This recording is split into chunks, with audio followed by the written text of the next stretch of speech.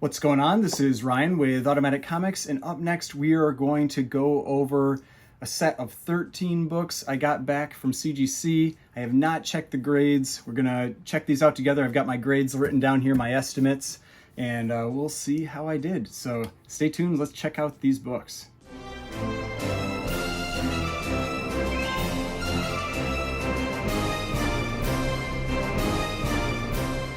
All right, so before we get started, please remember to hit that like button and hit the subscribe button if you'd like to see more content like this. So if you haven't watched the first, part of this video, not really part, but I unboxed the first 12 books from this 25 book submission. This is a fast track economy submission. If you haven't checked that one out, make sure to go check out those 12 books. That also is my 5,000 subscriber giveaway video, so make sure to check that one out and do all the things to make sure that you can win my giveaway for that video. Now, I've got 13 books left. I've got my sheet here with my grade estimates, and we are gonna see how we did. If you watched my last one, there were some surprises in there, some pleasant surprises, some disappointing surprises, but let's get into these. And the ones, I'm just gonna start from where I left off in the last one. And so this should be, and what I'm gonna do is I'm gonna bring the books down from the top if you haven't watched me do one of these videos before, and I'm going to show everything except the grade, and then I'll talk about the book a little bit. I'll talk about what my estimate was, and then I'll reveal the grade, because then we can see it together and either see my happiness, disappointment, or expectations. So this one here is this was Brave and the Bold. Now I've talked about some of these Brave and the Bolds before. It's early DC for Silver Age. This is 1956, like right after the Comics Code Authority was established. And these early Brave and the Bold issues are tough to come by. They are pretty uncommon. You don't see them very often. And this one should be issue number 6. I don't have these issue covers memorized, so I'm kind of going off. I'm hoping they put them in the order. So this should be issue number 6. These are all lower grades. I had this one estimated as a 2 to a 2.5. You got a 2.0. All right, take it. So yeah, you can see, this is a beat up book, but 2.0 is still worthwhile for this book to send it in, because they're just that uncommon. Off-white to white pages, so that's cool. And yeah, it's just a rough book. They're all basically these medieval type stories at this time, but early DC, Silver Age, some cool books. Like I said, you just don't see them very often. So then the next one should be 2 issues earlier. Should be issue number 4. So now we've got Brave and the Bold number 4. I had this one as a 2.5 to a 3. Got the 2.5. All right, happily take that. Again, just another book that's relatively rough. Got some staining on it. Got a cool little date stamp in the middle. And again, these medieval stories. At the back, and oh yeah, definitely quite a bit of staining on the back there. I'm sure that played the pretty big role in it getting that lower side of that estimate. Then the last one here, this should be Brave and the Bold number 3. Now I had this one as a 1.5 to a 2, and again, like I said, even at these low grades, these ones are worth sending in because they are that uncommon. And so 1.5 to a 2. We got the 2.0. All right, great. So yeah, it's just, they're just, in general, they're rough, but they are presentable copies. They aren't really missing any big pieces out of the front, anything like that. There's some water damage and everything, but very presentable lower grade copies of these books. And so for those ones, they were worth it to me. So I always like to make sure there's no cracks. Worth it to me to send those in. Now, I was saying in the other video, there's one magazine size book in here, and it makes me nervous because sometimes they'll get cracked when they're mixed in with the regular size slabs or the comic size slabs. So I'm guessing that's the next book on the list. So I won't.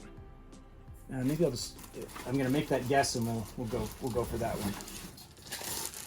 So this is this magazine size book, which always sucks because they're a pain to ship. They don't store as well and everything. But yeah. Okay, it is. All right, so this is Big Shot Comics. This is from 1941. Now, this was a really, really nice copy of this book. I had two issues of Big Shot Comics I had bought from someone on Instagram. One of them was kind of like a 4.0 type book. Then this one was stunning. I had this, and when I say stunning, I'm like stunning for Golden Age, for 1941. I had this one at a 6.5, and you can see it's just like, you know, some guys sledding on the hill here. You've got, what's his name? I think it's like Skyman. Yeah, Skyman. He's a pretty common character. He's the one in the back of the sled there. He's a pretty common character in this time period. But yeah, I had it at a 6.5. The main things, there were these really, they're pretty big sun shadows or dust shadows on the cover, and while small dust shadows don't really tend to hurt the grade much, you know, some bigger ones like this can actually hurt it a little bit. So, oh man, 7.0. So yeah, even a little better than I had it. So yeah, that is nice for this book. That is really nice. Like there's some little like binder tears at the top and the bottom, but I mean, this is 1941. Like, check out that spine. Tight staples. You know, really, really nice presenting copy. Just has these dust shadows on there. And like I was checking this book out recently, just kind of like to get an idea for values, and just based on like what I had estimated. And I think a raw 7.0 sold on Heritage, and this one looked nicer than that one. A raw 7.0 sold on Heritage for over $500, and so that's a nice positive surprise for that book. So that's exciting. All right, so if the next one, if they're in order, the next one I mean, it might be the book I'm most excited about in this entire submission. So let's see. Yes, it is. Okay. All right, so this is Astonishing number 30. This cover is awesome. It is awesome. It is one of the top Atlas pre-code horror covers. And my hand is covering up the main flaw in this book. You can see some mice or rats or whatever had some chewing done on the corner there. I had a little, one of my buddies, Jake from Spectales podcast, Omega Red on Instagram. We were talking about this book. And he's like, oh, you know, he was sure it was going to get a 0.5 because of the mouse chew. I had it at a 1.5 because I've had books that have had mouse chew before, and they can get some decent grades with it. But yeah, so I had it at a 1.5. There's some wear, but generally a pretty solid presenting copy. Oh, yes, 1.8.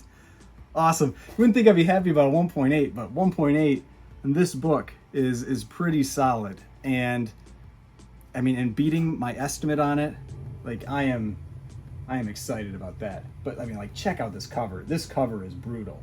And the interior is even crazier. Like, these eyes are like these like walking eyeballs that have these tentacles that like grab people and stuff. It's a creepy cover. This is, sometimes you get these horror books where the interior actually isn't very good, isn't very scary stuff. This one is a creepy interior. But like, you get the little kid stuff on the back, and then you got this craziness in the front with this dude getting melted. I mean, yeah, I am happy about that. But, yeah, Joe Maneely cover. He did a few really cool covers in this time period. But 1954, this is late in the Silver Age, before the Comics Code Authority was established, and they just keep getting more and more violent in this time period, and this is definitely one of those. But oh man, 1.8. I am excited about that. I'm gonna be messaging Jake like right after this. So yeah, that's awesome. All right, so next I think I should be getting a few X-Men books coming up next. All right, yeah. So this one is X-Men 64. This is the first appearance of Sunfire. I mean, it's a nice book. The main thing I remember about this one is the spine wear. There was definitely some spine wear on this one. I had this one at a 7.5 to an 8. Let's see how we did. 9.0. Killer. That is awesome. Yeah, I mean, it's a clean book. It's just the spine wear, and it's in the blue, which is, you know, like you can see it over on the side here. So it's like, and this is where like I'll have people say like, oh, you can't have spine ticks in 9.0 type books, and you can, you know, I mean, definitely spine ticks. And everything else is really clean on this one. You can see top edge is clean, corners are clean, right edge is clean. You know, I mean, maybe it pressed out a little nicer than I was expecting. But yeah, no, I'm happy to get a 9.0 on this book. That's a nice grade for this book. This character has been pretty popular lately. Definitely some speculation on if we're going to see Sunfire in the MCU, and so yeah, that's a great grade. 9.0. That's awesome. So that is a nice start to the X-Men books. We're getting way earlier for this next one. This should be X-Men number 10, and it is. I'm gonna just check the back cover. I think this is, see if this is the one I thought it was. I don't think it is. Okay, I don't know. All right, I thought this was a different copy. I think I have a couple copies of this one. So this is X-Men number 10. This is the first appearance of Kazar. It's the first appearance of Zabu. You know, it's like Saber-Tooth Tiger. It's also the first appearance of the Savage Lands. There's definitely been speculation that could be a direction the MCU goes, which has caused some heat to this book. Now, I had this one at a 5.0. 5.0. Awesome. So yeah, you can see it up there. First Silver Age appearance of Kazar, Zabu the Saber-Tooth, and the Savage Land. I can't remember if they always say the Savage Land on there. I don't know if that's a new edition or not. Yeah, yes, I think this is the one that I thought. Yeah, because one of the main reasons I wanted to send this book in was I had this book listed raw, and I had it up, and there's like it's light, but there's some water damage like here, and it goes through to the front cover too. And someone asked me about it, and you know they asked like, you know, what I estimated the grade as, and I said I estimated it as a 5.0, and they're like, oh, there's no way you can get a 5.0 with that water stain on there. And I kind of sent this in to prove to myself that I was accurate on my assessment of that one. So happy to see that come back. Off-white to white pages, 5.0, first appearance of Kazar. Definitely a book that's cooled down some recently, but one that I think it has some potential. So if it's one of those types of books, I mean, it's in the first 10 issues of X-Men. I mean, you can't go too wrong with that. And speaking of first 10 issues of X-Men, this should be X-Men number 9. Yes. All right, so X-Men number 9. I love this cover. I've had multiple copies of this one. I got an 8.5 back in my, this is definitely not an 8.5. I got an 8.5 back in my last CGC submission with X-Men number 9. That's a book I still have. This one I had it as a 4.5. I think this one also had quite a bit of staining on the back cover. 4.0. Okay, yeah, close enough. Yeah, so there's the staining. So this one had much more obvious staining over here. But this was one that I talked about in my video when I was talking about the books that I was going to be sending in. Like, if I was somebody, like, I'm not real comfortable with the whole like washing the covers, stain removal, that kind of stuff. It's not okay to me yet. Maybe I'll get over it at some point, but this book is incredible. I mean, it is a very nice presenting copy. I mean, from the front, I'd say this book presents like maybe like a 7.5, maybe even an 8. I mean, I think it might present better than my 8.5. I mean, this is a really, really nice copy of this book, but it has this, I mean, stains just murder grades. And so that's why, like, I mean, like, because it was so nice, I thought maybe it had a shot at like the 4.5. But yeah, I don't disagree with the grade. I mean, I know how bad the stains hit these books, and so I'm not really surprised. But man, I mean, like, even like, look at that spine. Spine is incredible. Just a little bit of damage along the spine. Edges are super nice. This is, I mean, it's a stunning copy of this book. Like, this is one of the better 4.0s I bet that's out there in terms of presentation. So that's, I mean, it's a cool book for that purpose.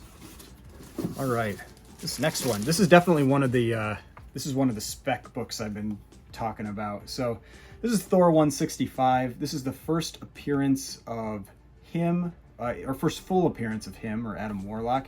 As my 5,000 subscriber giveaway, I'm giving away Fantastic Four number 67, which is his first cameo appearance. So that's why, you know, make sure to go check out that other video. but actually a really nice presenting copy. It just had some general wear to the book. I had this one at a 5.5. Yep, 5.5. Nice.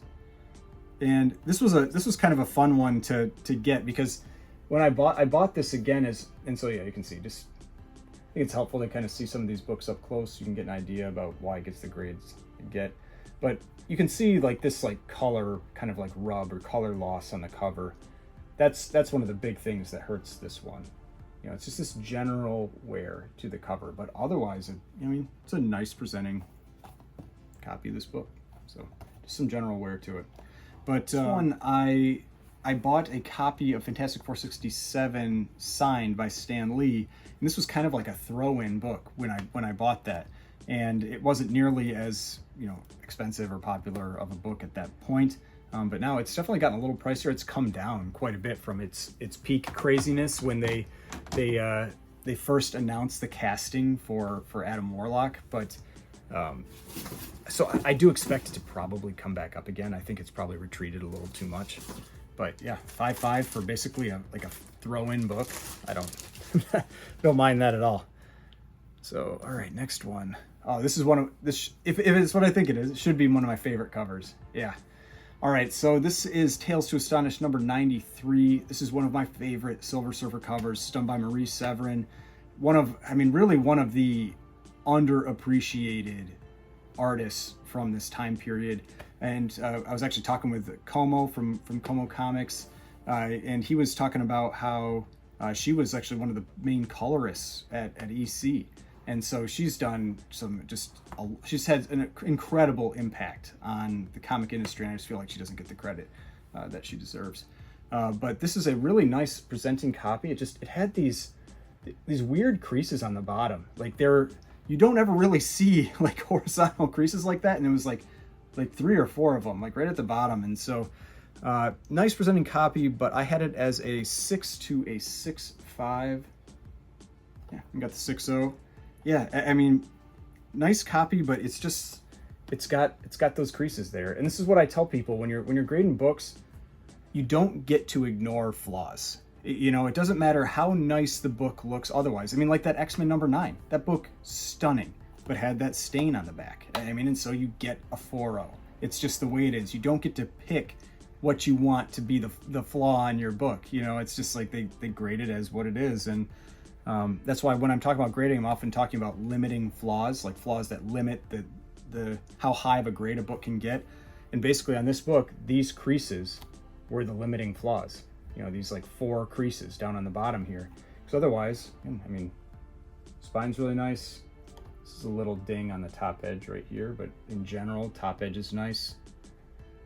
That edge is nice, corner's pretty clean, all that. I mean, it's just you had enough creasing here. Could it have got, like, if I sent it back in, could it get a 6.5? I think it could. I think if I sent it back in, it would have a pretty good shot at a 6.5, but it's one of those books that it's not worth it. You know, it's just you don't get enough value difference out of it. So, but here we've got first full Silver Surfer appearance outside of Fantastic Four, but just an incredible Silver Surfer cover. One of the details I've always liked about this one is I like his eyes. Let's see if I can show it here. Like the little ridges on the inside of his eyes. I've always thought that was so cool on this one. I thought it just looked really cool. So, yep, Tales to Astonish number 93. Awesome Silver Age Silver Surfer cover. All right, next. Tales of Suspense number 64. I think this is like the 3rd Hawkeye appearance, something like that. It's a minor key-ish type book, but this was a nice presenting copy, which is why I decided to send it in. So I had this one at an 8 to an 8.5. 8.5, awesome. Yeah, and I think that's the other minor key with this one. It's like Black Widow's in her new costume. So yeah, the Hawkeye appearance. Whatever, you know, like my main reason for sending this one in was it was a nice condition copy for these, you know, Tales to Astonish books. So yeah, 8.5, awesome. Real happy with that. And you know, similarly, we'll just kind of like, you can see the main damage here is really that top corner, and then spine is super clean. Bottom edge, really nice. just overall a really, really clean copy of this book. I mean, like, I think this was another one I picked up in like 2020. I think I paid like $70 for it or something. I mean, it's like, it's crazy how cheap some of those books were, like pre-comic boom, especially Raw. All right, I think we've got just 2 books left. All right, G.I. Joe, number 21. I love this cover. I think it's such a cool book. This is the first appearance of Storm Shadow. This is also what's called the silent issue. And I thought this was a nice presenting copy. I had it as an 8.5. I was sending it in mainly because it was a newsstand. But I mean, yeah, I mean, it's a really clean book. Let's see how we did. Ugh, gross. I was not expecting that. That seems ridiculous. Again, it's not one I don't think it's worthwhile to send back in. But yeah, I don't think I agree with that grade. I'm gonna have to take a look at the grader's notes. Actually, like, I'll plug them in over here so you can see what they are. Yeah, I mean, it's just like, there's like, got a little spine tick at that staple. You can just, there's a few spine ticks, maybe like 10. Bottom edge is good. Corner maybe has like a little bend to it. I mean, there was this tiny, tiny tear, like super tiny tear right up here. But man, that does not look like a 7.0. I don't get that one. Yeah, I don't think it's worth it to send back in. But yeah, I don't get that. Yeah, I mean, it's not too bad if out of 25 books, because I don't think I really disagreed with anything in the other one. So it's not too bad if out of 25 books I only have one that I really disagree with. It's 1.5 grades, but that's not a 7.0. That is not a 7.0. All right, that means the last book here. I talked about this in the other video, that I had 4 books that I was nervous about that I was sending in. 3 of them are in the other video. The other one must be this one. This is one that I referred to as a spite book. And what I mean by a spite book is that I'm sending it in out of spite. So basically, I bought the book. I did not agree with the grade. I did a grading video on this one, and afterwards I reevaluated it again, and I was like, because I could tell I had been impacted by what the person had said the grade was, and so I regraded again later, and I was like, yeah, this is worse than that. And so it was sold as an 8.5. I spent a lot of money on this book. I'm going to lose a ton of money on this book if it gets the grade I think it does. If it doesn't, then, yeah, I probably owe whoever it is an apology for criticizing the grading on this one. But this is Fantastic Four number 46. So it's a very nice presenting copy, but there is very heavy tanning. And the thing that on the bottom, there's some staining too. I have this book as a 6.0. Like I said, it's sold as an 8.85. I think I paid like $800 for this book. Then after grading, I'm into this thing like $900. At a 6.0, this book is worth like $250. Like I'm losing like $700 plus on this book. And so if it's the grade I think, but you can see you've seen my grading. I tend to be pretty accurate. So let's see how we did.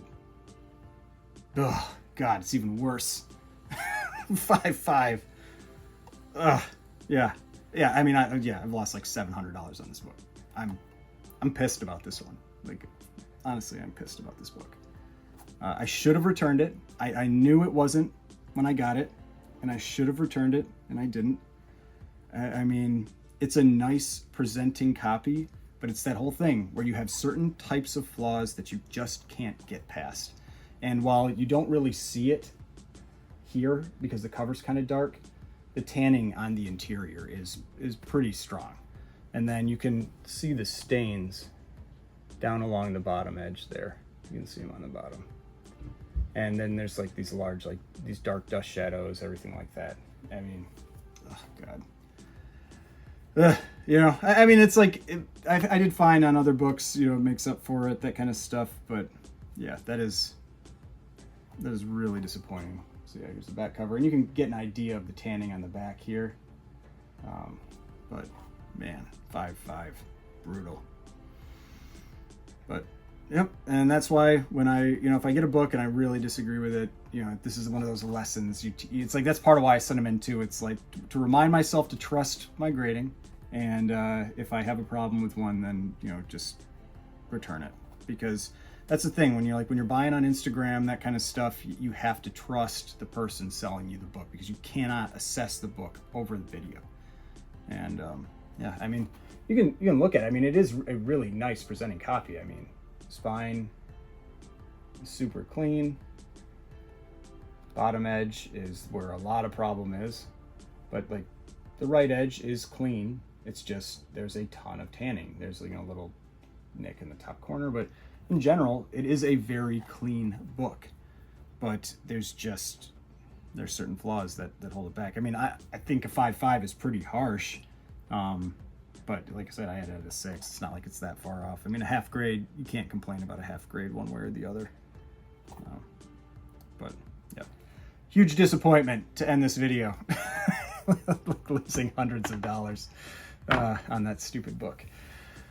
But oh well, you know, it is what it is. Did fine on other books, you know, so had some nice positive surprises in there too. So I hope you enjoyed this video. If you did, please hit that like button, hit the subscribe button if you'd like to see more content like this. I've got a number of other submissions that are at CGC right now that should be coming back, rolling in over the next maybe month or so. So I'm pretty excited about those. If you enjoyed this video, please hit that like button, hit the subscribe button if you'd like to see more content like this. I've got more videos over here if you'd like to watch some of my other videos, and the subscription button right here. If you'd like to subscribe to the channel, I would really appreciate it. And I will see you in the next video.